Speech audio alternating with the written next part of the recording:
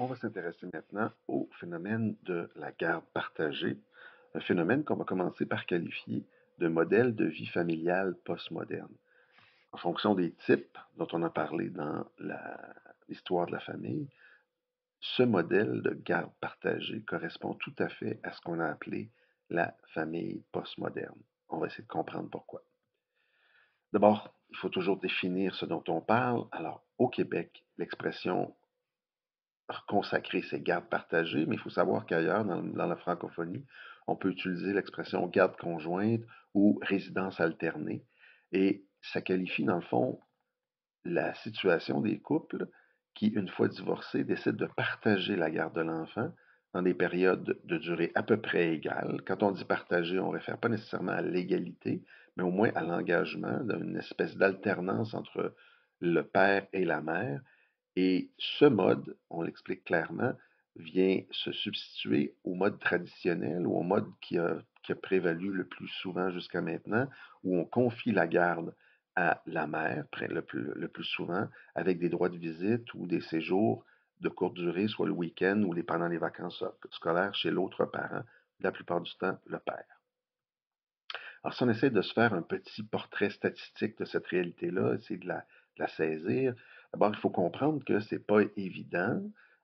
Pour appréhender cette réalité-là, on va se servir des indices légaux, c'est-à-dire les ordonnances de cours après les séparations ou les divorces, ou les indices fiscaux, c'est-à-dire les déclarations à l'impôt des gens qui nous permettent de déduire leur situation.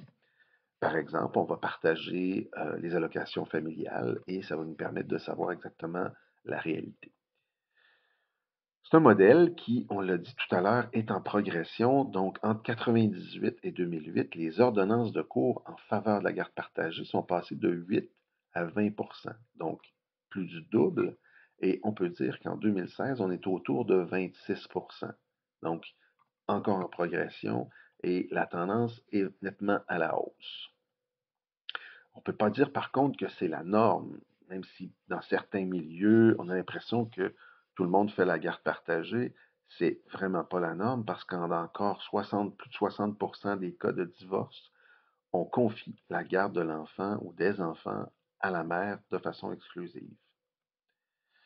Et si on se compare, ben, on peut dire que le Québec, si on a des données de 2009, le Québec, par rapport au Canada, où il y aurait seulement 10 ou la France, où il y a 15 alors qu'au Québec, on est plus de 20 de personnes qui pratiquent la garde partagée, ben, nettement, le Québec est plus favorable à ce mode de garde que la plupart des autres sociétés occidentales. On sait que c'est une pratique qui est vraiment singulière au Québec. Alors pourquoi on qualifie ce modèle de postmoderne? D'abord, c'est une conséquence de la plus grande fragilité des unions. Alors, s'il y a plus de gardes partagées, c'est qu'il y a aussi plus de séparation. Et on sait que par des statistiques que l'union de fait est plus la séparation est plus facile pour les gens en union de fait. Donc, c'est le fait de beaucoup de couples québécois qui ne se marient pas et qui, après la séparation, pratiquent la garde partagée. Donc, c'est tout à fait postmoderne. Ensuite, c'est un modèle qui nécessite et encourage un investissement. Là, on a mis entre parenthèses égal ou pas, parce qu'on a dit que ce n'est pas forcément égal des deux parents. Dans plusieurs cas, on peut dire que les hommes se retrouvent plus engagés dans plusieurs des tâches et responsabilités qu'avant la séparation. Donc, ça renvoie à la délicate question du partage des tâches dans les couples et nécessairement, la garde partagée va imposer un partage un peu plus égalitaire des responsabilités vis-à-vis le ou les enfants. C'est un modèle qui permet, dans plusieurs cas, aux parents d'avoir à la fois du temps parental et du temps personnel. Dans le modèle postmoderne, on réfère beaucoup à ce besoin de temps pour soi, à cette recherche de l'équilibre et de l'épanouissement personnel, et ça doit être dans ce modèle-là combiné au temps parental. On utilise aussi beaucoup dans l'environnement légal de cette réalité-là l'expression le meilleur environnement de l'enfant, le meilleur intérêt de l'enfant, et ça sert un peu de point de référence par rapport à la garde partagée.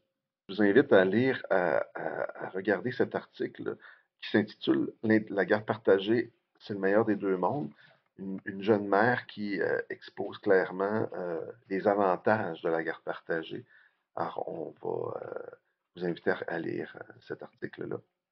Alors, justement, euh, au Québec, la garde partagée, dans le discours, c'est présenté comme un espèce de modèle idéal.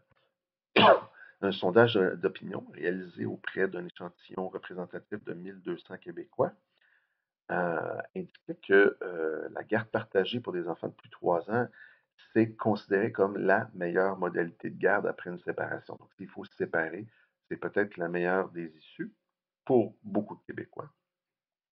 Ce mode de partage du temps parental concrétise en effet les valeurs d'équité, de complémentarité, des rôles parentaux et de continuité de l'histoire familiale et de la relation coparentale après la séparation.